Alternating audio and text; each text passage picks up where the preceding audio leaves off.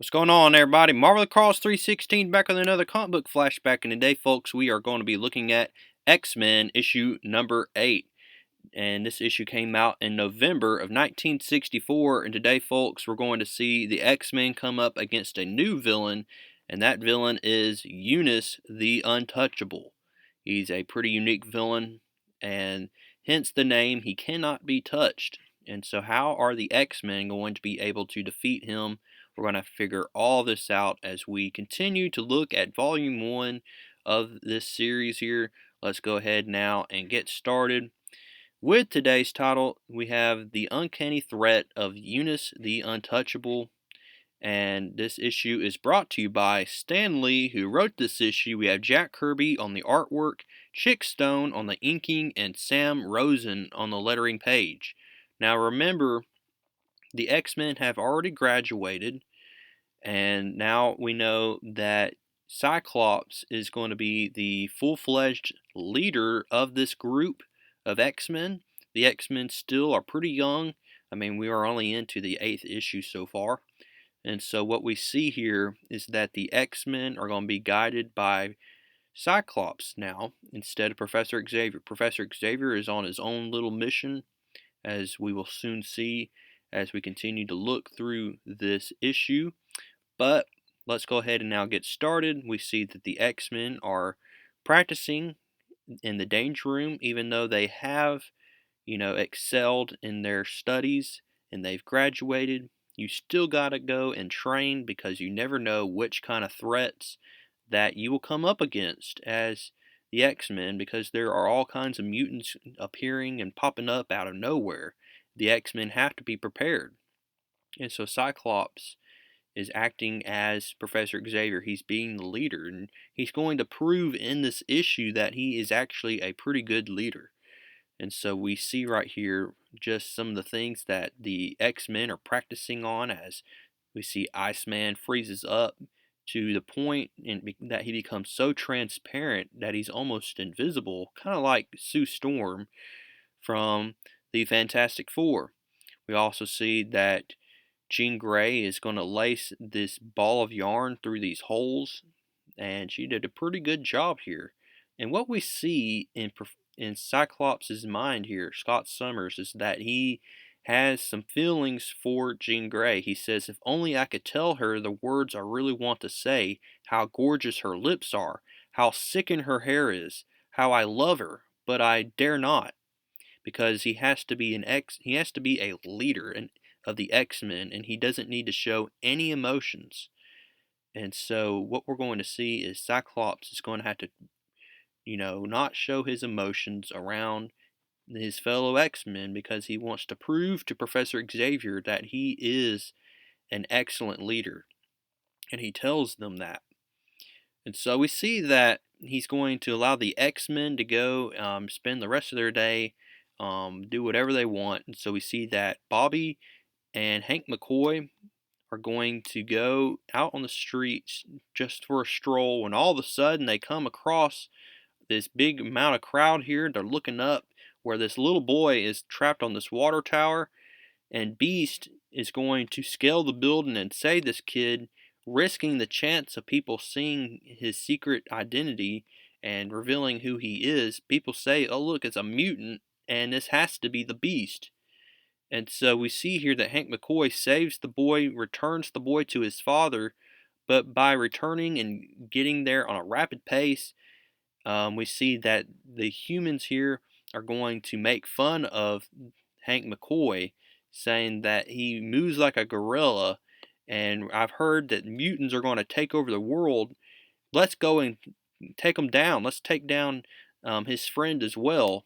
And so a huge mob is after both Bobby and Hank McCoy.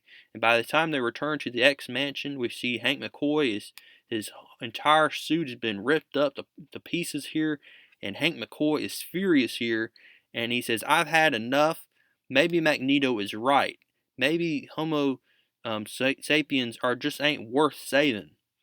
And so he's going to quit the group. Hank McCoy is done. He's finished. And Cyclops is not able to keep him with the X-Men. So he feels like a failure. He's going to then contact Professor Xavier. Professor Xavier, we learn, is he's like in the heart of the earth here, and he said he's looking for Lucifer. So I don't know who that is. I know that in the Bible Lucifer is another name for the devil, but we'll see exactly what Professor Xavier's mission is and coming issues. But we see right here that Hank McCoy is going to leave the X-Men for good. He gets his suitcase and he is gone. And so later on, we see that Beast is going to then join this wrestling league, and he's going to be wrestling as a villain here, and he gets the code name Beast, surprisingly. And he's going to go up against his first person here, which is going to be Unus. He makes his debut right here. He's a wrestler, and anytime that the Beast is trying his best to get to Unus, it's just not working. And so what we're going to see is Beast's going to learn here that Unus must be a mutant, and we see that Beast learns that Mastermind is in the crowd here. And so Mastermind has come to Unus to offer him a chance to join the Brotherhood of Evil Mutants. And he says, if you can take down the X-Men or one of the X-Men, then we'll allow you to join the team. And so that's exactly what's going to happen here, as Unus is going to demonstrate his power out on the streets. The X-Men are alerted, they come, and they've seen through Cerebro that there's a mutant about, and it just so happens to be Unus here. And so Unus demonstrates his power. None of the X-Men are going to be able to touch him here. And we see that even Beast is not able to help, and Cyclops has to regather his X-Men here and see if he can find a way to defeat Unus here. But we see that Angel is going to fly Unus all the way up into the sky and leave him hanging on this pole here, on this building. And that's where the X-Men are going to return. When they return, they find that the Beast is back in the X mansion, and he's working on this gadget, and he says that this gadget is going to give Unus more power. How is that going to help? Well, we're going to soon find out, as the Beast then is going to use that ray machine on Unus, giving Unus more power. But there's a catch here.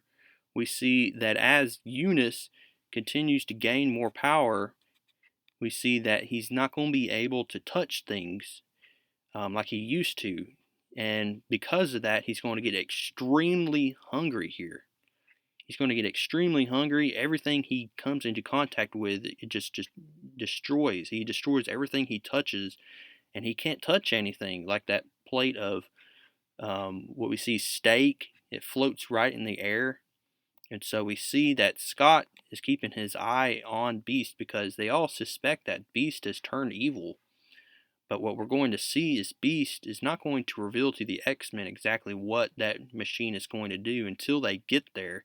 They sent Bobby to spy on Unus here. And when we see here, Beast is going to give him an ultimatum. He says, look, I'll give you your power back and return you back to normal if you promise that you will not turn evil. You will not join the Brotherhood of Evil Mutants. And he agrees, and he's starving to death. He hasn't had anything to eat. And so that is how we end this issue, folks. We see the promise of Unus that he will not join the Brotherhood of Evil Mutants because the X-Men have a machine, a ray machine, that will affect his powers to the point where he cannot touch anything and he'll starve to death. And so that is how we end this issue, folks. I hope you liked it. It's a pretty unique issue here as we looked at the early issues of the X-Men. Hope you liked it. And you can demonstrate your appreciation for this video by giving this video a like.